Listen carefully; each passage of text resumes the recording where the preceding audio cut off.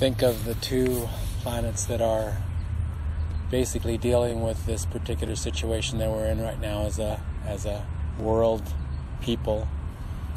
The two planets that are spoken of by me by last year in my talk of the State of the World address was the Saturn-Pluto conjunction. Saturn and Pluto have their center points of their orbit around the Sun in this almost similar place. Pluto has a much higher declination in its orbit than Saturn, but still their center places where they meet, or where an orbit meets the middle point of its orbit, or the central point of its orbit, that a time that it is in line with the Sun, declination-wise, are the same. So Saturn and Pluto have them around the same placement. So they're both together right now. They're both moving alongside each other in the space of the solar system. And from our point of view, they are moving through a particular sign, but it's really more about their relationship with each other in the way of this orbit around the Sun. They're meeting at their own, they're called as nodes, and the node is basically a place where it's the center point of their orbit, the middle point where it moves either north or south in its orbit, similar to a magnet that has its center point of magnetism, and that is right in between the North Pole and the South Pole. It's the same thing with an orbit, or with anything in general. All things that are a part of the universe have to deal with this northern-southern hemispheric situation. So in their orbit, they are moving from one hemisphere to the next hemisphere. So you could say that it's either from north to south or south to north, because really there's not really a strong significance of what north is and what south is, because it's more hemispheric bias in the way of what you think is top and bottom, or north and south. But still, it's a matter that they are changing in their actual truly physical orbits around the Sun.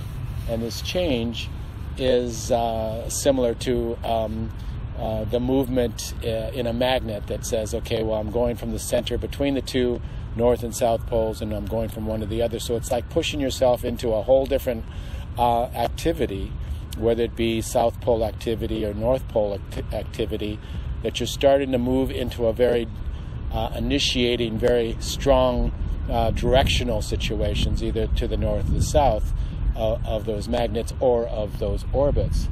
So right now the two planets involved are Saturn and Pluto mainly, but Jupiter just jumped in with the fray, with the situation, even though Jupiter is not on its own node, it's on the Saturn-Pluto nodes that we're talking about. And in doing that, it shows a great shift in the realities of life, in the realities that have been established, because Saturn is everything that has established, that is in the present time, is all a Saturnian situation. So it's all the things that have been developed, all the things that are enforced, everything that you can see and touch and feel. It really is the main borders of all things that are known.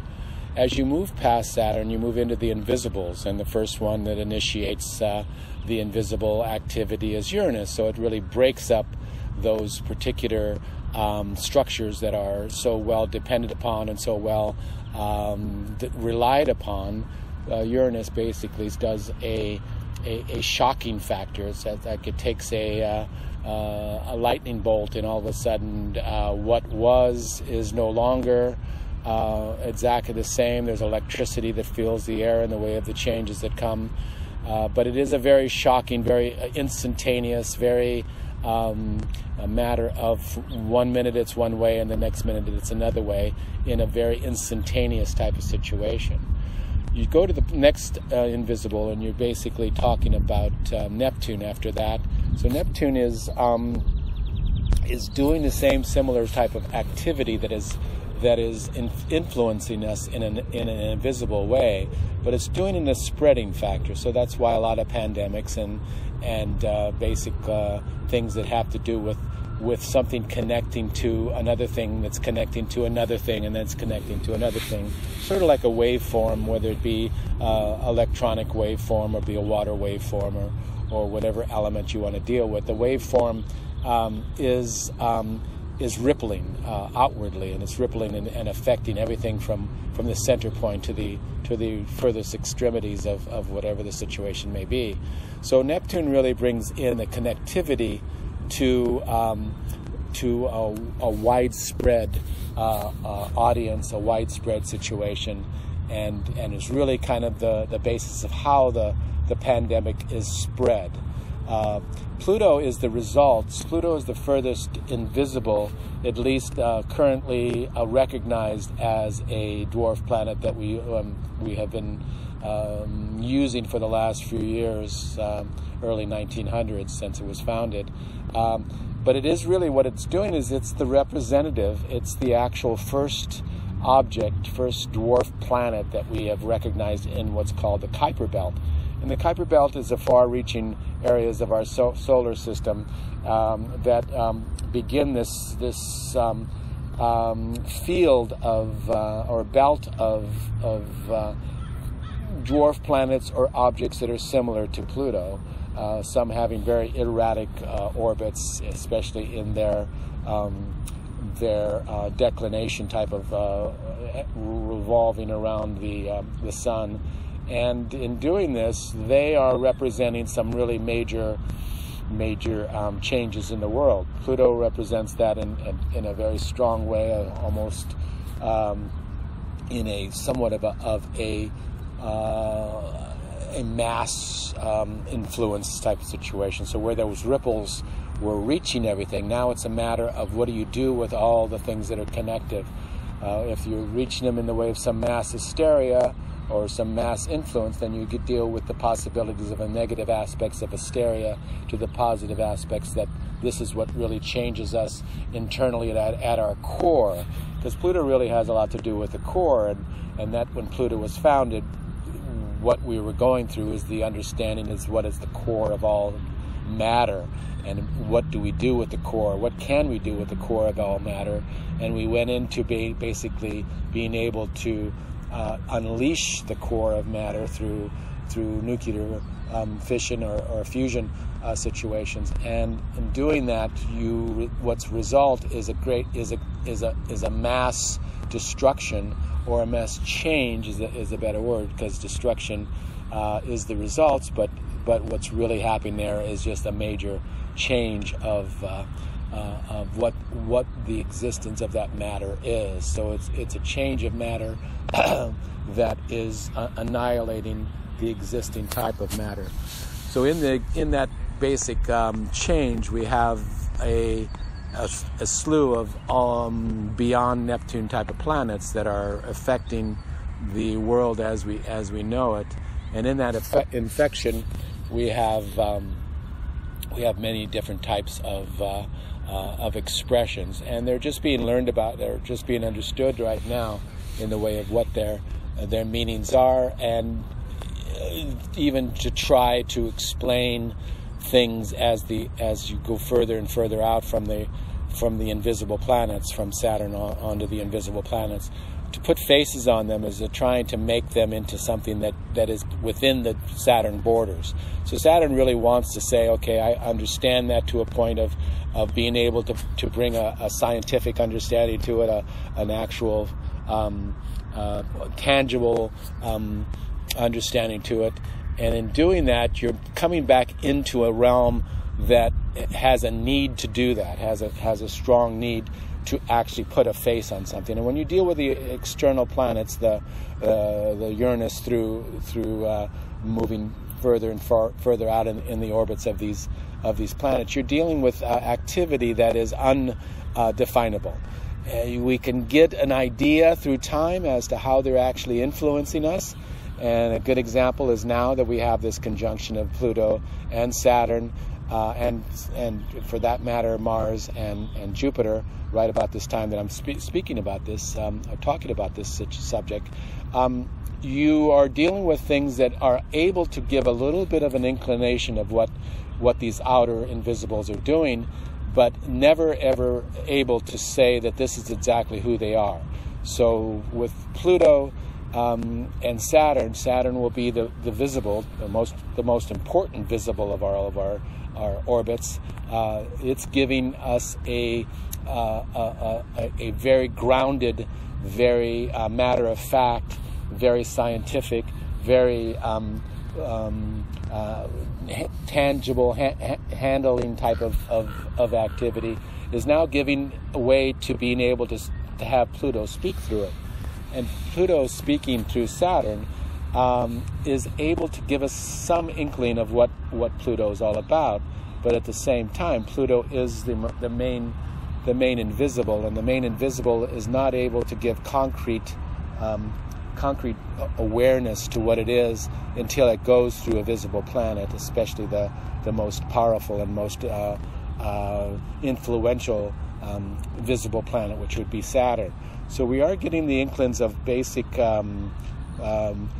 some percentage of what Pluto is all about with this Saturn-Pluto conjunction, and for that matter, the other ones within that, which are Jupiter and Mars, all the planets that are beyond our orbit, which is the Earth's orbit. We have Mars, and then we have Jupiter, and then we have Saturn, are all three together, which is very strong situation with regards to external world situations, or the things that deal with society, because those are the planets that really have more to do with others and of things that do with situations of society. So those three planets are really being able to talk, or Pluto is able to talk, if you can say that it's really talking through the visible planets. So Pluto is saying things that we should listen to, but even in listening to them, they have to go through this filter of these other visible planets, and at least the visible planets are going to give you a good inkling of what Pluto's trying to say now. So what is Pluto trying to say, and what is Saturn trying to convey, and what is Jupiter trying to convey, and what is Mars trying to convey, is all interpretation, because it's a matter of that the invisibles cannot be pinned down in the way of say trying to put a thumbtack on space that is right in front of you. So try and put a thumbtack on the actual air that is right in front of you. It's not a possibility, and it's not something that you can actually say that you have a full understanding of. But you can get inklings, and that's what we're seeing inklings now. So what is it that we're seeing? The main thing I spoke about a few months ago was that there would be people that are basically Saturn based, so things that are dealing with having power within the realms of the visible. So those that have accomplished, those that are in positions, those that are in certain powerful situations, will be seen as not as strong as powerful. It will almost be as if they are being undermined by this invisible force. And this invisible force, normally they have the ability to deal with things that are visible. So they're really good at being able to know who their rivalries are, what the structures are that you move from one bottom of the mountain to the top of the mountain.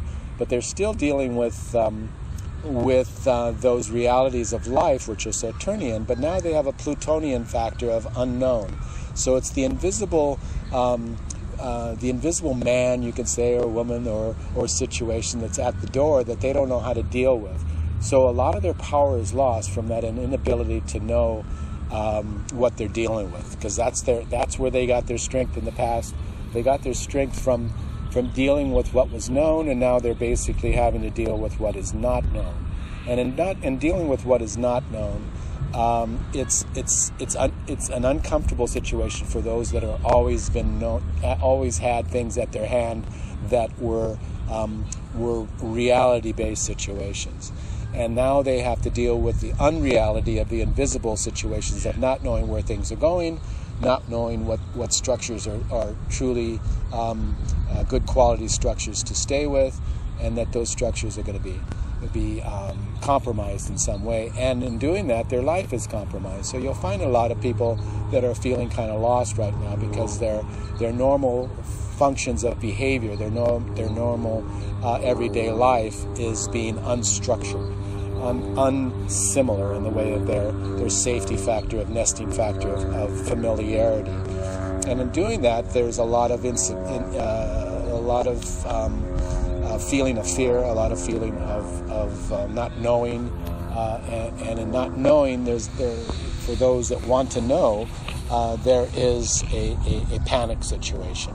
But those that are based in areas that are more knowledgeable to the factors of the invisible, so we see people that are coming to the forefront in the way of figures that we listen to that have information about the invisible, whether they be healthcare workers or healthcare individuals in the sense of that have dealt with the viruses in the past, or whether they just be people that are talking about how to deal with the invisible situations of this particular virus.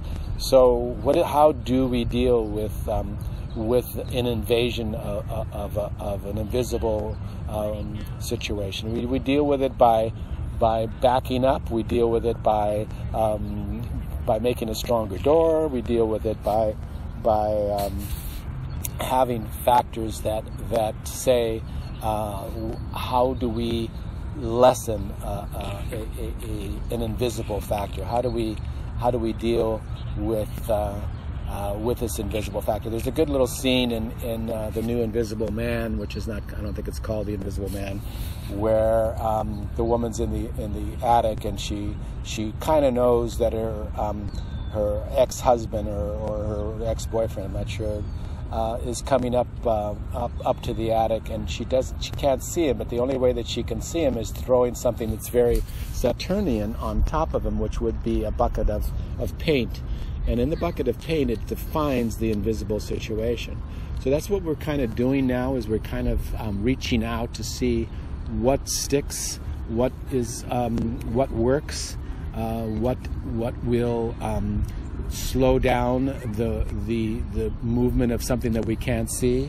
We're doing a lot of the right things, and we're seeing whether or not the right things work or not.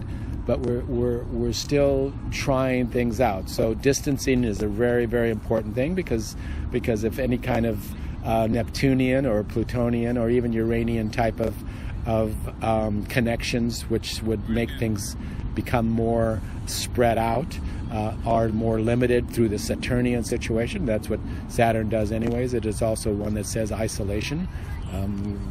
One of the hardest points of a negative Capricorn mind is isolation from society, as opposed to engagement in society.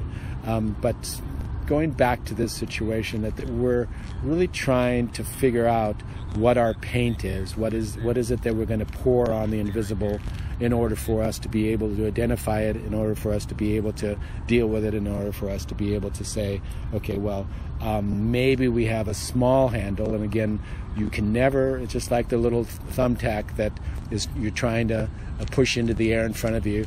You'll never ever have a complete handle on what the invisibles are, because they are there, and they've always been there, and they always will be there in the recesses of what is the physical realities of life. So in that situation, we are getting somewhat of an idea of how to deal with the invisibles, with the three invisibles, and for that matter, however many more that are going to be founded. But even in all those founding past Pluto, or a part of the Pluto Kuiper belt, they never ever will have an individual face to them.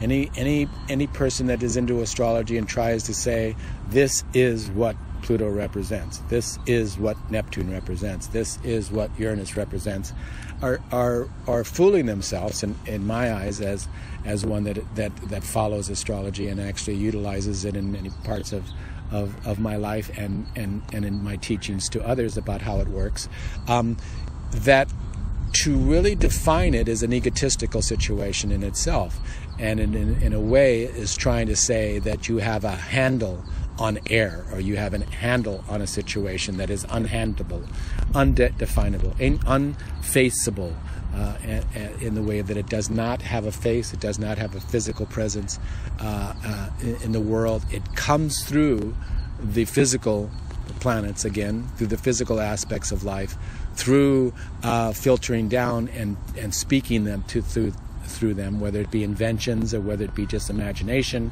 whether it be the things that we really utilize to connect the invisibles. But again, in the end, it's something that you can't say, this is definitely how it is, and this is the way that that it's going to express itself. So what I'm saying in the end as an ending situation here is that we are on we are walking through a world of invisible encounters, and you will be walking through air that you think is air, but it could be something like the Invisible Man that's there, that you will bump into him, and you will realize that there are things that are in the invisible that are as powerful as the visible. I mean, we know that already by the unleashing of the smallest little particle of an atom into the most powerful thing that's on our Earth that we've created, which is a nuclear or a reaction. So so we are moving through this period of Saturn trying to say, this is what Pluto's all about, but then Pluto keep going back to Saturn saying, no, you're not in power, you're not the one that knows the reality of the real existence. I am at least a little bit further along in the process of invisibility, that I can say to you, Saturn, you are not the power behind what is of the world, and I'm going to kind of show you that or present that to you. And we're kind of seeing a lot of that happen right now. Okay, I will say to you, peace out. I hope you all stay well. I hope that that this encounter is a very a learning encounter, and one that will, in the end, give us a better understanding of our internal self, of our eternal self, and in the end be something that's very, very strongly something we can grow from, and something that we can get in a better place spiritually and physically, in all matters where that's concerned. Okay, peace out, take care.